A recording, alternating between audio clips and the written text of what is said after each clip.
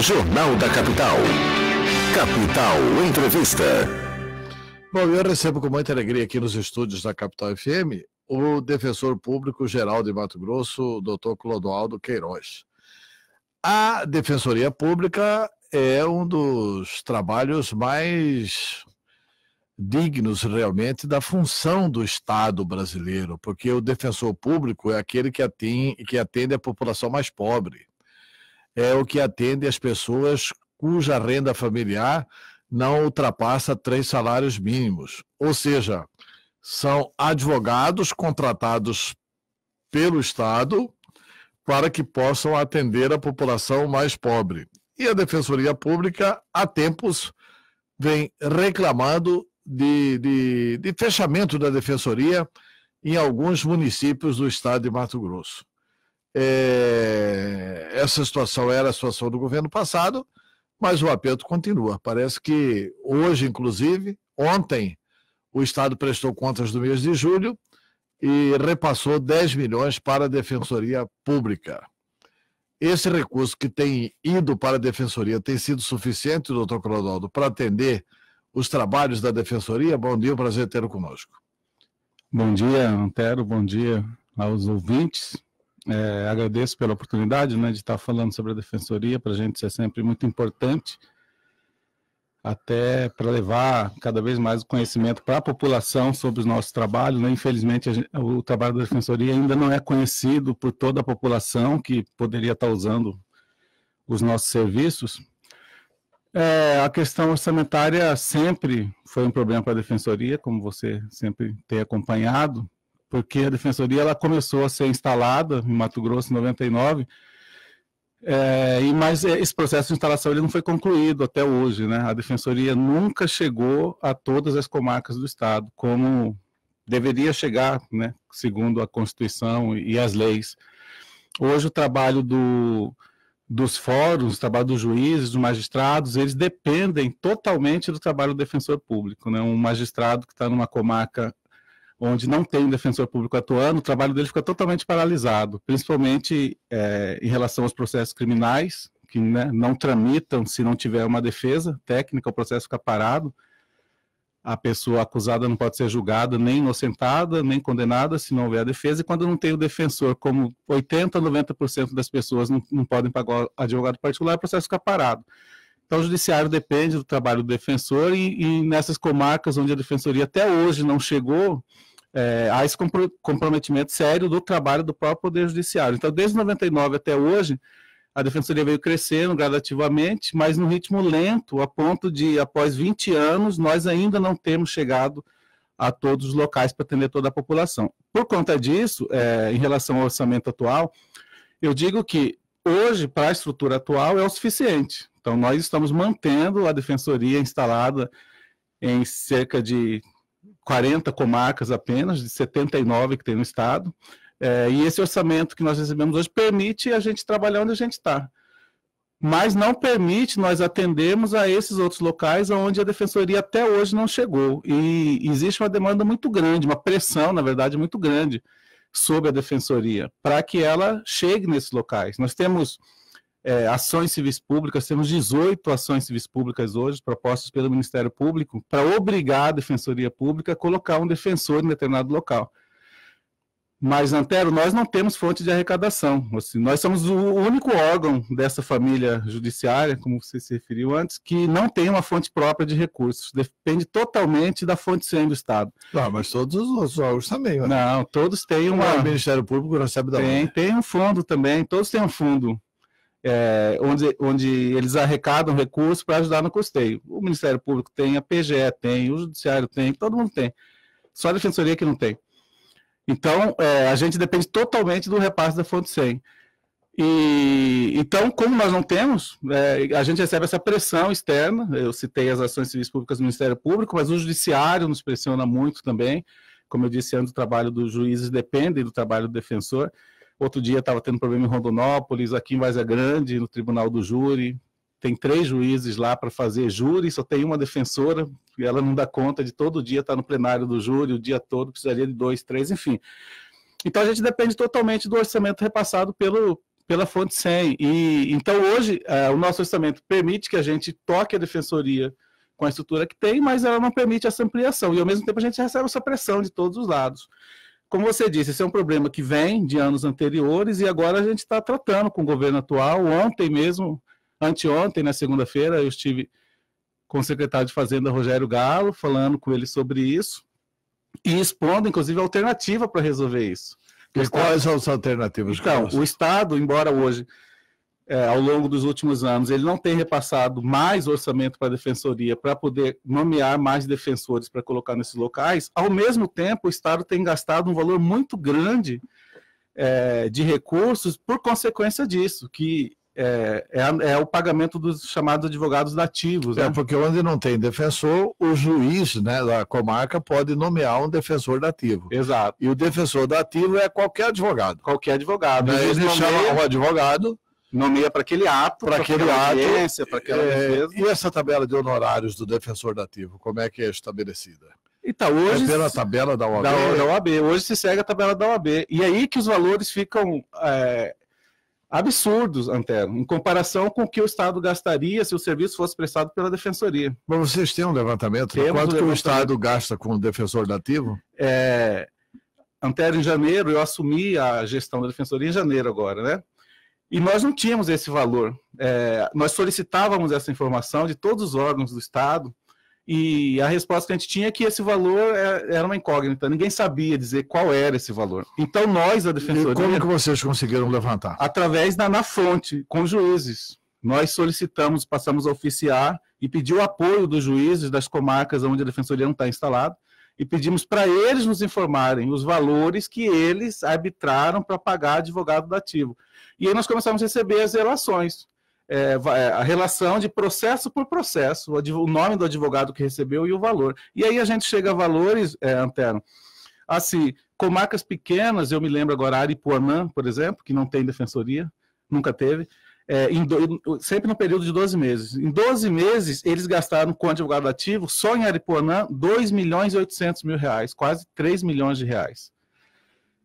O custo para a Defensoria atender lá no ano é 250 mil reais. E aí o Estado teve que pagar. Isso vira aquele RPV, requisição de pequeno valor, que é um precatório de menor valor, que não precisa nem entrar na fila dos precatórios. O juiz já emite uma certidão ali, o advogado dá a entrada administrativa na Secretaria de Fazenda, na PGE, e tem um prazo para pagar. Se não pagar, há o sequestro do valor para pagar o advogado. E é assim que os advogados estão conseguindo receber. Ou seja, então o Estado tem pago. Tem pago, o Estado tem pago. Tem pago grande parte e tem uma parte que não está pagando, que são os valores maiores, né? Porque esse RPV até, se não me engano, 18 mil reais. E aí você teve a reunião com o Galo e mostrou esses números para o Galo? Mostrei, já estou mostrando para todo mundo. Já conversei no Tribunal de Justiça, já falei com o presidente, recentemente com o Corregedor-Geral de Justiça. Tem que mostrar para o secretário de Fazenda, planejamento. Então, estou mostrando para todo mundo e anteontem nós conversamos com o secretário de Fazenda, que consegui falar com ele anteontem dentro dessa correria da agenda dele, e ele está ciente disso, e ele nos disse ontem, falou, esses números incomodam muito o Estado, ele usou essa frase, né, esse gasto com dativo, e nós queremos resolver.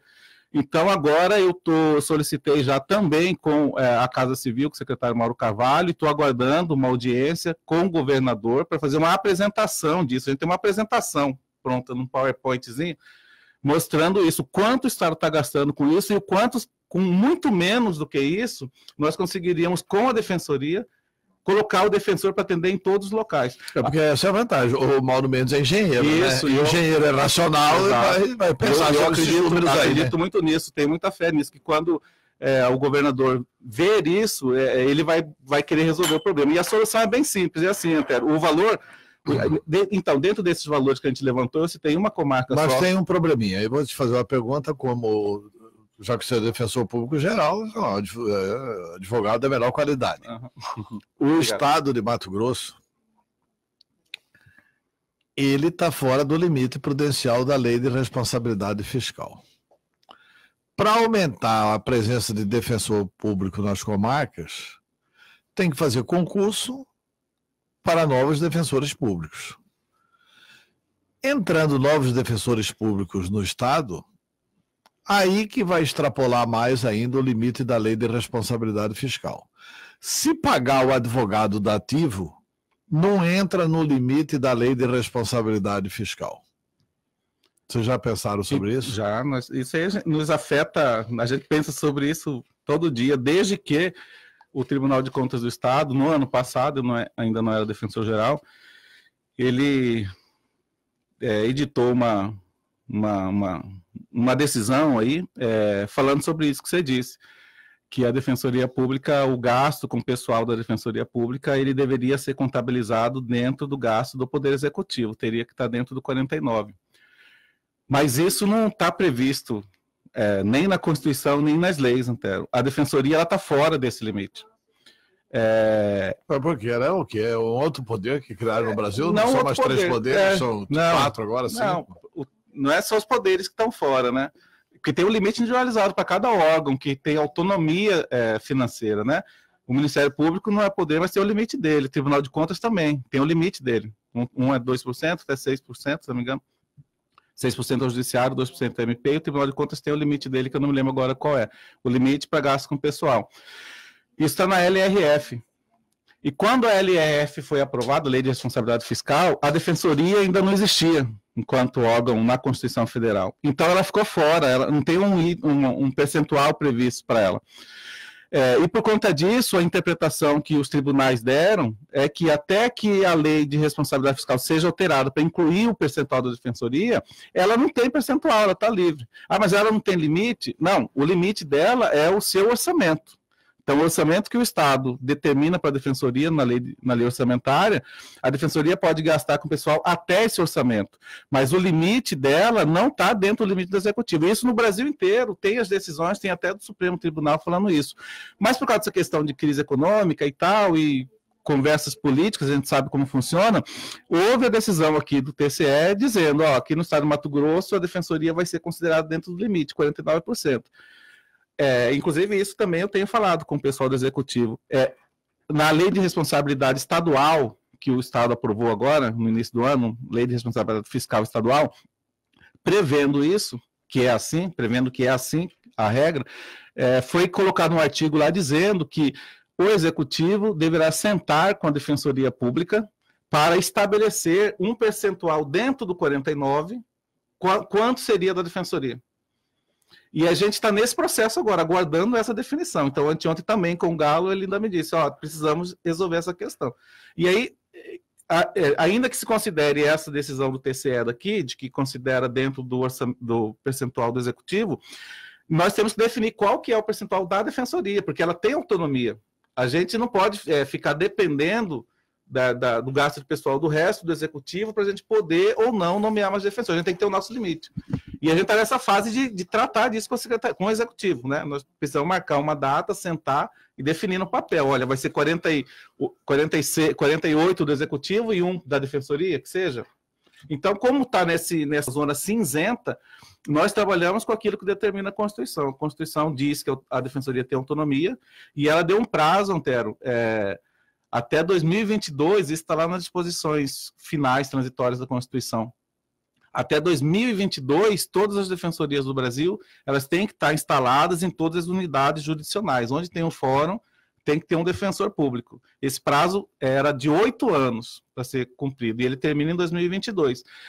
Então, isso também obriga o Estado, a despeito de outras normas infraconstitucionais, isso obriga o Estado, ainda que tivesse que reduzir de outro lado, se você considerar o 49 mesmo, como teto para a defensoria, reduzir de outro lado, mas tem essa determinação constitucional para ser atendida. O secretário de Fazenda até me disse, eu acho que esse prazo vai ser prorrogado, porque alguns estados não estão conseguindo cumprir, como Mato Grosso. Eu não sei se vai ser prorrogado, é uma alteração na Constituição, mas hoje está estabelecido, é 2022. Então, faltaria hoje em Mato Grosso, como eu disse, nós temos 30 e tantas comarcas hoje que não tem defensor. Tá, o que custa? Porque você falou assim, nós temos em 40 comarcas e em 39 não temos. Então teria que dobrar o orçamento da defesa. Não precisa, porque essas comarcas que não tem são as comarcas menores. É bem mais barato para a gente atender. Nós precisamos, a gente fez o levantamento que a gente já apresentou para o secretário de Fazenda, nós precisamos de apenas 20 milhões. Porque o custo de um defensor... Não, peraí. Apenas de 20 milhões, como vocês estão recebendo 10. Então tem que dar anual. precisamos de 2 mais só. Menos de 2 por mês. Esse 10 aí é o mensal, o total. É o mensal. De pessoal, custeio, tudo junto, né? Que é 138 o total nosso do ano. Então nós precisamos de 20. Com 20... Com 20 a mais no ano. No ano. Quer dizer que pode ser menos de 2 por mês. Menos de 2. É muito pouco, Antero, comparado com a estrutura toda do Estado, né? E quanto que o Estado... Então, vocês precisam de 20? Com 20, a gente atende todas as comarcas. Todas as comarcas. E o custo hoje, isso é importante falar, com dativo, está chegando a 50 milhões por ano. Pois é, isso que eu ia lhe perguntar. 50 milhões. Nesse levantamento que eu fiz, que eu citei para você, de algumas comarcas, né? Citei Aripuanã com 2 milhões e 200, o total das comarcas que nós levantamos, número concreto assinado pelos juízes, dá 50 milhões por ano. Então, com 20, a gente zera esses 50, acaba com ele. Porque eu consigo, com 20 a gente nomearia 32 defensores. Que já estão aprovados. Mas já tem concurso? Já está há 3 anos o concurso. Então é bem simples de resolver. E são esses números que a gente quer apresentar. A gente não quer onerar o Estado. Você está achando que está no júri, né? Você vai falando, abandona. Porque esse assunto também empolga, né? Mas é isso. Então a gente está propondo resolver os 2 problemas. A falta de defensores, por causa dessa pressão que a gente sofre do Ministério Público, do Judiciário, da população, e reduzir o gasto do Estado. A gente acaba com esse gasto dativo aí, que hoje está, como eu disse, em 50 milhões, valores concretos que a gente tem levantado. E qual foi a reação do Galo quando você mostrou isso para ele? Deu apoio total. Todo mundo que vê esses números, Antero, deputados na Assembleia, que nós já conversamos, como eu disse lá no Tribunal de Justiça, para ter o apoio político deles também, todos que veem esse número falam um absurdo. Antero, nada contra, muito pelo contrário, esse número aí, mas deixa eu te falar um negócio. Nessas nomeações da ativa, vou dar um exemplo que é gritante. Para fazer um júri, a defesa no plenário do júri, que ocorre muito no interior, né, que tem muito crime contra a vida, enfim, é uma coisa comum. Aí, nessas comarcas onde não há defensor, o juiz nomeia o advogado para fazer. Você sabe quanto que o advogado ganha para fazer isso? R$20 mil. Para fazer 1 hora ou no máximo 2 de trabalho. Ele ir lá, fazer a defesa e sai. Ele ganha 20 mil. Não é ele ir lá fazer a defesa e sai, né? Ele tem que estudar o processo e tal, né? É nomeado a DOC, Antero, é ali na hora. Sem conhecer nada? Não é defesa no processo inteiro.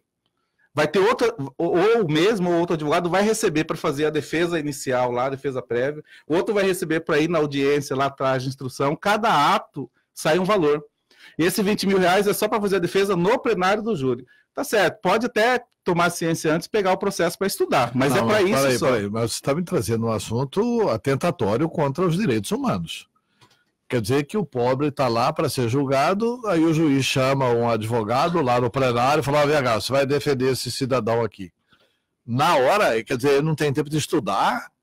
Antero, porque assim, vocês, por exemplo, da defensoria, vocês têm que estudar como se fosse cliente privado, certo? Pois é.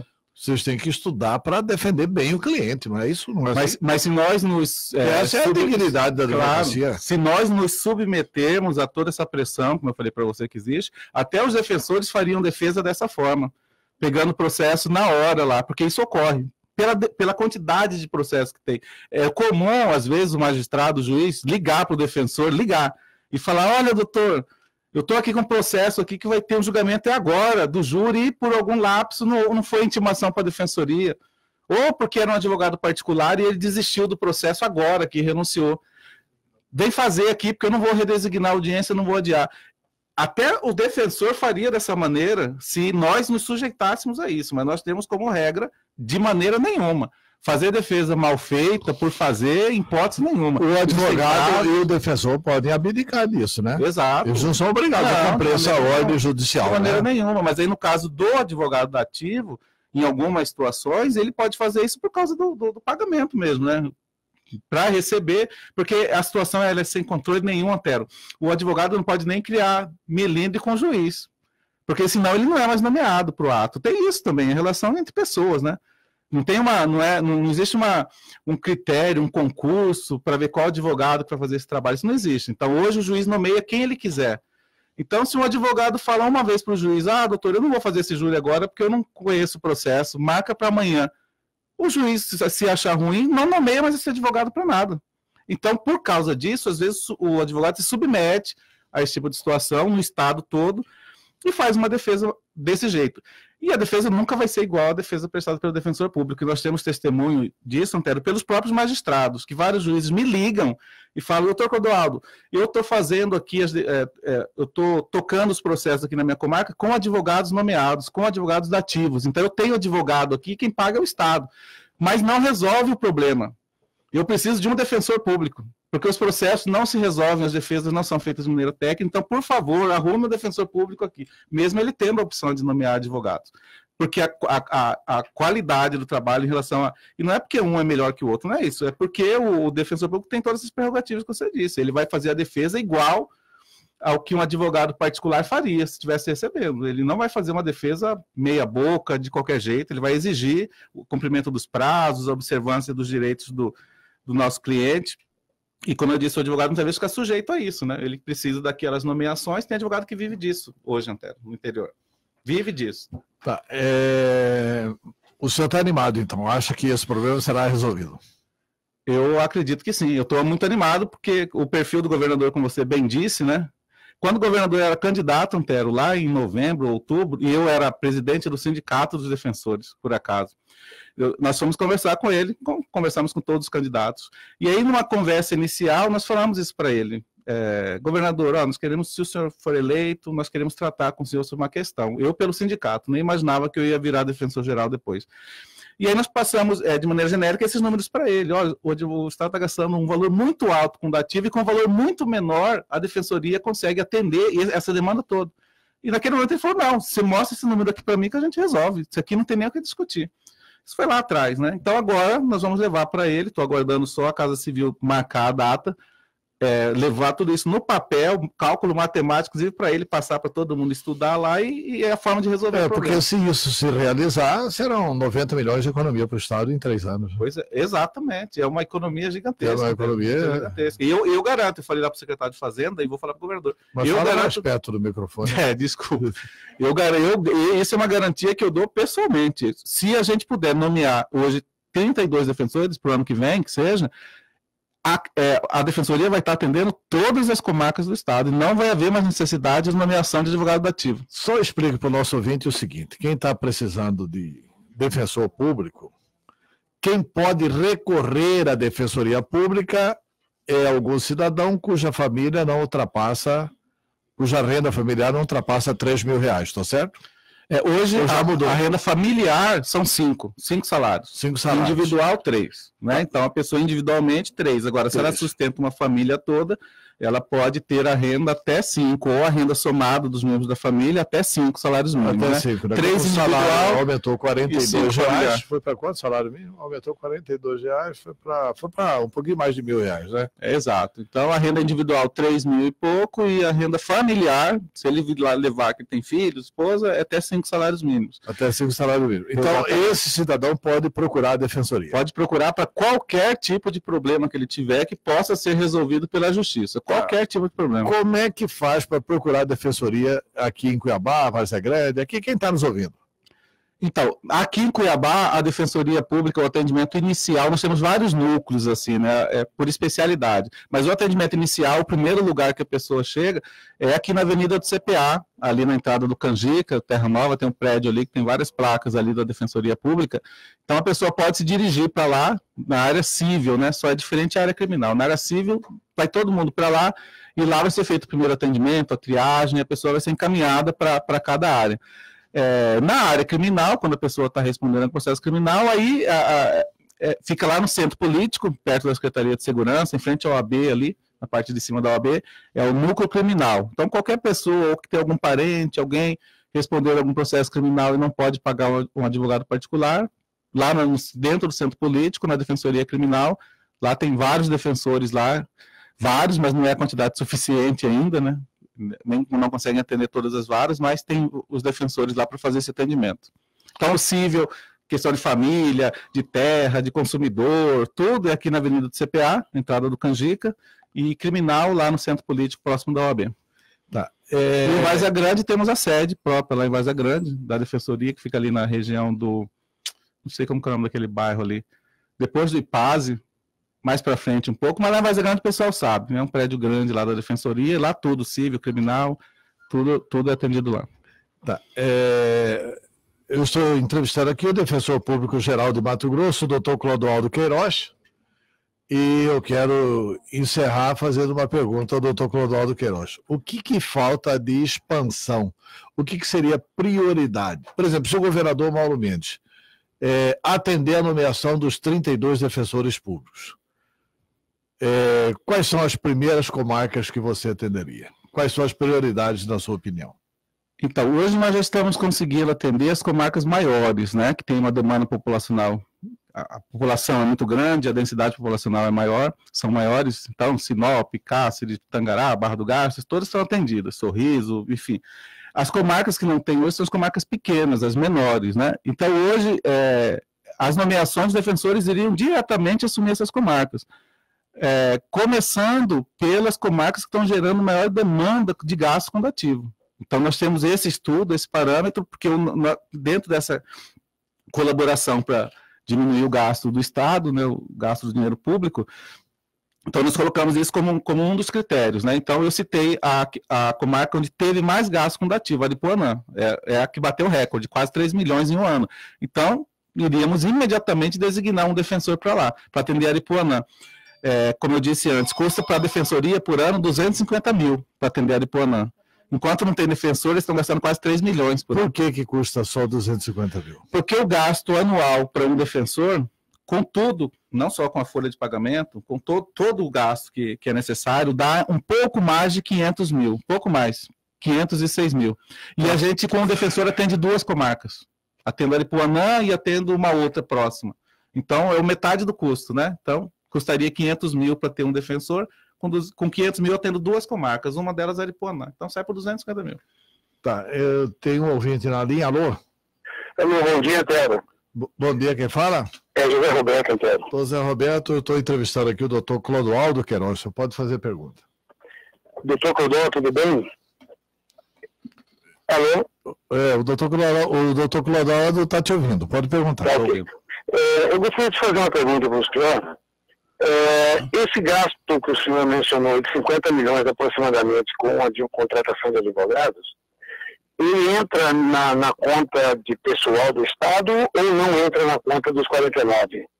E outra coisa, se entra, aí o contrassenso é maior ainda na questão desse gasto, que poderia ser praticamente 40% disso.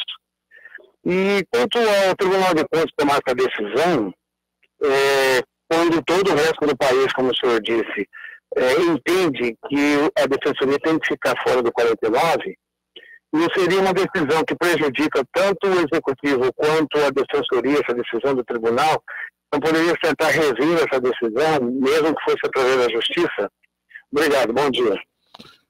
Bom, primeiro eu quero só complementar a pergunta do Zé Roberto aí. O Tribunal de Contas tomou essa decisão? Não, né? Tomou essa decisão de dizer que deve ser... Mas não é uma decisão exclusiva do Tribunal de Contas de Mato Grosso, né?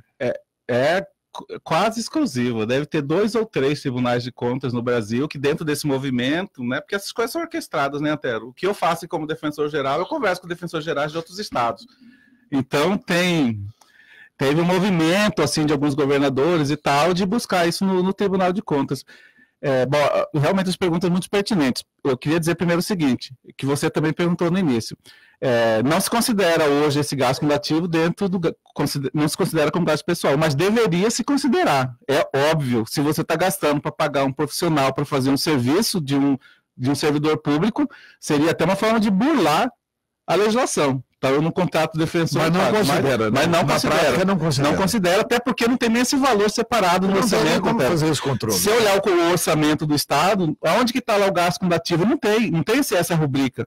Ele está misturado dentro dos precatórios e tal, então nem esse valor nem está destacado.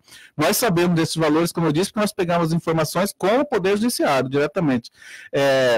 Nós não discutimos judicialmente isso, que foi a segunda pergunta dele, justamente porque nós estamos tratando disso, dentro da lei de responsabilidade fiscal estadual, que foi inclusive iniciativa do secretário Galo, existe lá o artigo dizendo que o executivo vai sentar com a defensoria para determinar o seu percentual. Então isso pode resolver nosso problema. Então pode, ainda que fique dentro do executivo, se fixar lá um percentual suficiente, tá bom, resolve o nosso problema. Eu tenho essa preocupação com fixar o percentual. Mas ele é limite, tem que olhar desse jeito, Ampere. Ele é um limite para não gastar, ele não é um mínimo. Como o Brasil é uma república corporativa, esse limite acaba sendo o base e o teto. Né? Na prática é o que limite do Tribunal de Justiça é até 6%. Acaba virando piso. Vai olhar lá se o Estado gasta ou não gasta 6% que o Tribunal de Justiça tem razão. gasta. No nosso caso, o limite vira o teto. Sabe qual que é a minha preocupação? É com a questão democrática, as pessoas não pensam nisso. A minha preocupação é a seguinte: daqui a pouco nós não precisamos de governador. Nós temos que eleger um bom contador. Com tudo amarrado, né? Tudo amarrado, é bom você distribuir bem os percentuais, saber fazer contabilidade. Exato. Ser um cara bom de aritmética, pronto, você é o melhor governador que nós não possa ter, não é possível. Eu queria falar só mais uma coisa, Antero, assim, que eu faço questão de falar também lá para o governo. Quando a gente pleiteia mais orçamento, de maneira nenhuma, nós não trabalhamos com recursos para aumentar salário, essas coisas. A única razão que a gente precisa de orçamento é para nomear mais profissionais para levar a defensoria para onde ela não está e, consequentemente, diminuir o gasto com dativo. Nossa remuneração dos defensores, ela é amarrada lá com a questão do Supremo também. Isso tem lado bom e tem lado ruim. O lado ruim é isso, é que a gente não tem como ter aumento. A gente teve aumento agora no ano passado, depois de 5 anos, e não tem nenhuma perspectiva de ter mais, né? Sei lá quantos anos que vai ter outro. Então, nós não podemos alterar isso. Vocês não entram na RGA? Não, nós não temos RGA. Nós ficamos presos. Nós só podemos. O nosso RGA é dado quando existe a correção da remuneração do judiciário, que na verdade é o RGA, né? Só que eles ficam vários anos sem dar. E aí, como ocorreu agora no ano passado, eles deram lá de 4 anos acumulado, que deu 12%, se não me engano. E aí... 16%. 16%. E aí nós tivemos. Então, mas nos 5 anos anteriores, nós não tivemos. O senhor é vinculado ao Poder Judiciário. Tá dentro daquela... Mais protegido que vocês não tem. Então. Porque essa turma é a turma que... que sabe. Eu não vou reclamar de estar vinculado a eles, né? Mas aí, o que eu quero dizer é o seguinte, então nossas mãos são amarradas para mexer com isso. Então, nós não vamos usar dinheiro do Estado para depois propor para a Assembleia aumento de salário, essas coisas, porque nós nem podemos fazer isso. Então, o nosso recurso é exclusivamente para ampliar o atendimento da Defensoria Pública. Doutor Clodoaldo, eu vou encerrar com uma crítica a vocês. Desculpa, mas eu tenho que fazê-la. Por favor. Vocês precisam falar mais, para explicar mais o que é essa beleza da Defensoria Pública. Muito obrigado pela entrevista. Exato. Obrigado. O meu papel principal, eu tenho falado isso para os colegas, então é esse. Eu virei defensor-geral em janeiro e eu falei, minha missão principal é falar sobre a defensoria e levar o conhecimento da população e de todo mundo. É explicar, né? Exatamente. Porque a população precisa entender que o procurador defende o Estado, que o Ministério Público é o cursus legis, teoricamente, para defender a sociedade, e que a Defensoria Pública defende o cidadão. Exatamente. E principalmente o cidadão mais pobre. Eu entrevistei aqui Dr. Clodoaldo Queiroz, muito obrigado pela entrevista. Eu que agradeço. São 8h09 em Cuiabá.